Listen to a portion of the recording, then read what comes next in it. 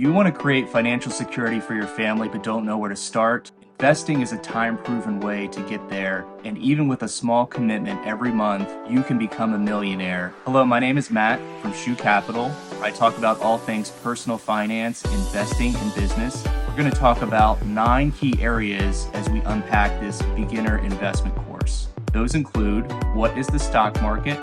What kind of past performance can you expect? What markets should you focus on and why? What are the volatility and trading temptations you're going to face along the way? What are brokerage accounts and how do you set one up? What are some of the top performing dividend and growth exchange traded funds? How much should you invest? How much to withdraw safely for years so you don't run out of money in retirement?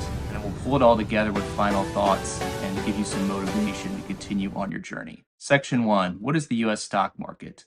It's a combination of publicly traded enterprises that make up the goods and services are provided in the U.S. economy. This doesn't include private businesses, for example, your local dry cleaner down the street, but these publicly traded companies make up a large portion of the overall economic activity in the United States. These companies vary in size from millions, billions, and even now in some cases trillions. They represent some of the most successful companies you know and love. A few examples include Apple, Microsoft. A common index is used to capture a summation of 500 of these largest companies, and it's called the Standard & Poor's 500 Index. Section 2, past performance. Looking back in time since 1928, there's been a lot of change, a lot of major events, good times and bad times.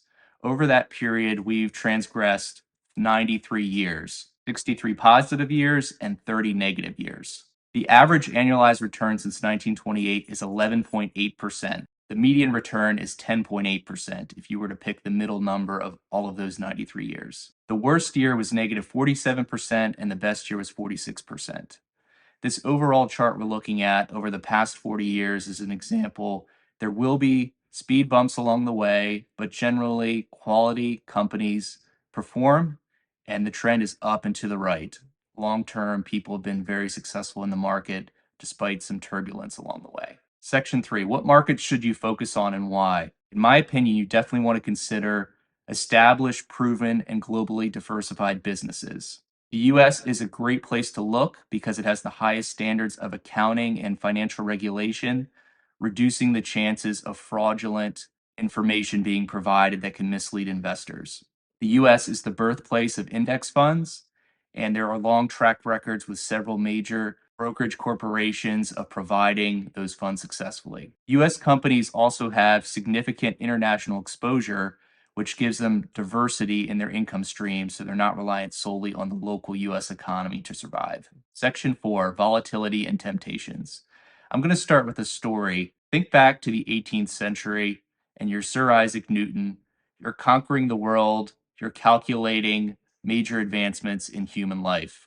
He had a famous quote: "I can calculate the motions of heavenly bodies, but I cannot understand the madness of people." Of course, he was referring to his investments with the South Sea Company in 1720. He initially bought shares in this company and saw his investment double in a very short time, had the fear of missing out soon after, and reinvested and ended up losing 80% of his overall investment. A quick lesson that it is really hard to trade and time the market, and it's easy for anyone, even the brightest among us, to get caught up in mania. Another story on a personal level: starting my investing career, I was saving a down payment for a home. I was storing it in a savings account, but I wasn't getting very great returns. I decided to try my hand in some day trading, and I started to explore options, which are very speculative, time-sensitive, leveraged investments. I saw some initial gains of 30% in one day, and I thought I was king of the world. But soon after, there were some negative events that I couldn't predict that caused me to lose up to 95% of my investment. I learned an early lesson in life. We're going to cover more ideas about how you can avoid that. So what is volatility? It essentially just means negative returns in the market. Negative returns can be very scary things, but the thing you have to remember is, why did you start investing in the first place? Did you believe in the US economy?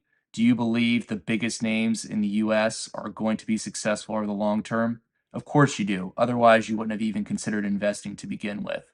So by investing in quality companies that you know and love, you will have the resilience to weather any storm that may face us. Also, remember, if you experience some volatility while you're in the withdrawal stage of life, you're not withdrawing your entire account all at one shot.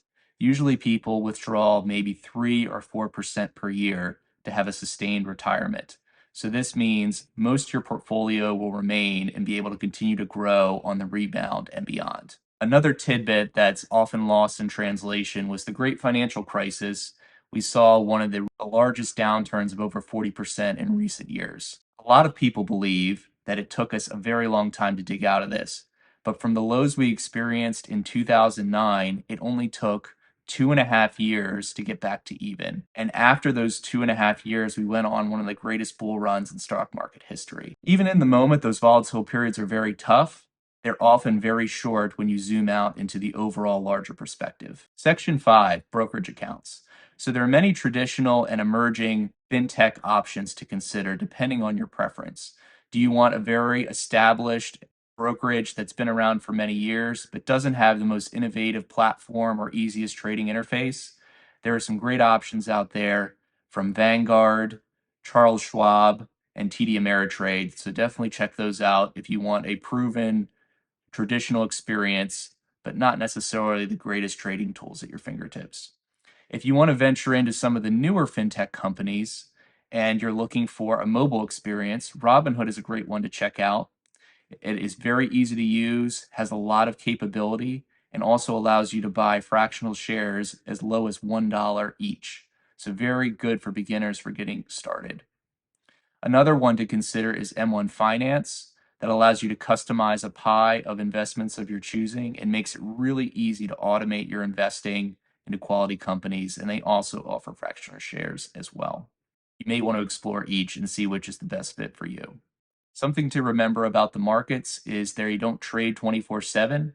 They trade Monday through Fridays, except holidays, and market hours are between 9:30 and 4 p.m. in the afternoon during standard time. Another thing to make sure any brokerage you select has is Security Investor Protection Corporation insurance. This is based on an investment act that was created in the 1970s that was supposed to help give investors more confidence in the brokerages they invest with. So this gives you protection not against your investments going down, but that the brokerage itself fails. And if that happens, this insurance will kick in and make you whole. So that, say you had 1,000 shares of Apple and TD Ameritrade goes broke, will make you whole again with 1,000 shares so you can get set up at another brokerage. Section 6, top performing dividend ETFs and growth ETFs. I've given you a mix of large cap, growth, and dividend ETFs worth considering based on long track records, low expense ratios, and incredible performance. Each of these, I believe, are worth considering as part of an overall diversified portfolio. So let's begin first with the large cap dividend ETF options.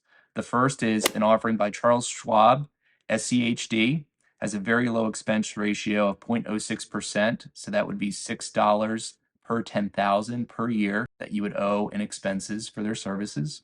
They've been around since 2011, so pretty long track record over 10 years. Over the past 10 years, it's been 157%. So they've averaged 15.7% a year. Pretty incredible and above the long-term averages. Their current dividend yield is 3.3%, and the dividend is growing at 13.3%.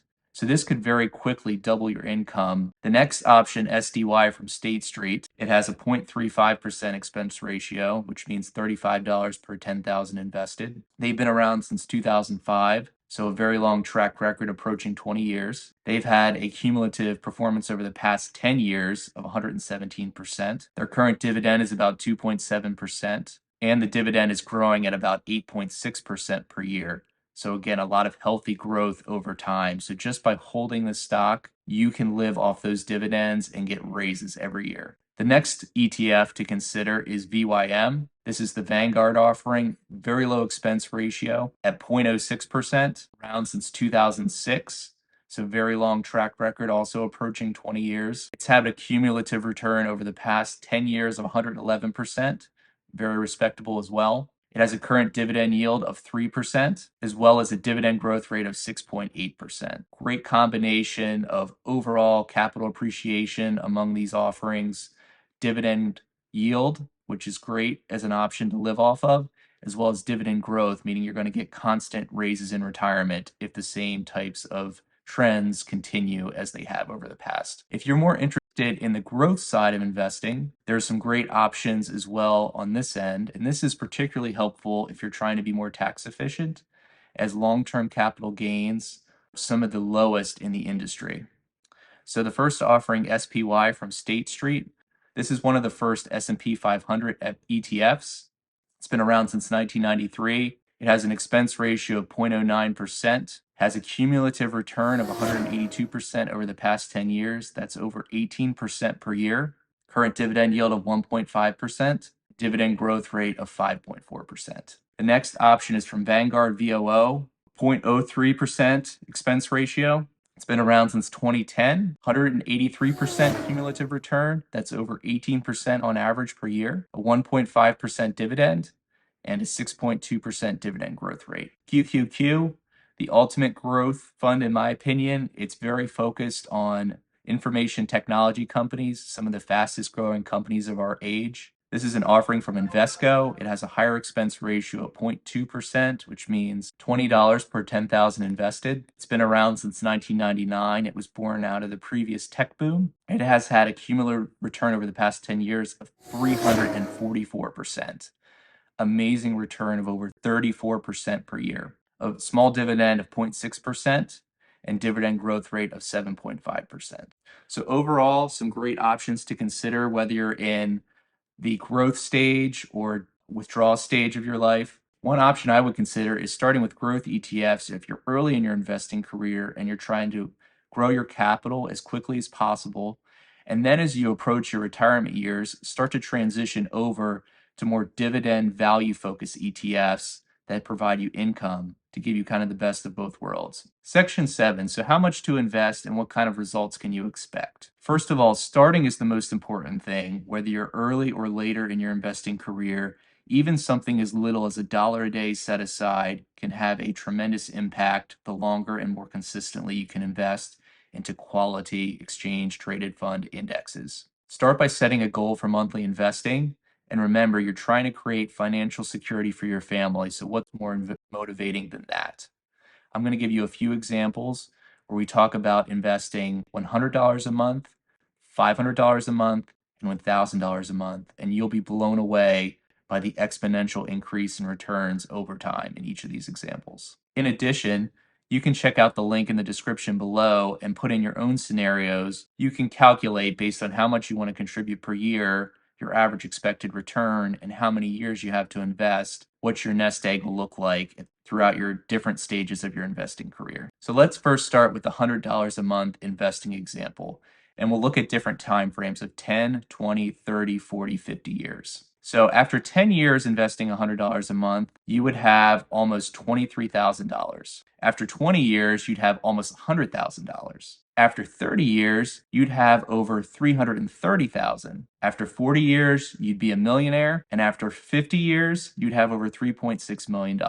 So remember, the average working career in the United States is around 40 years. So to be a millionaire off as little as $100 a month is an amazing feat. But let's up the ante a little bit.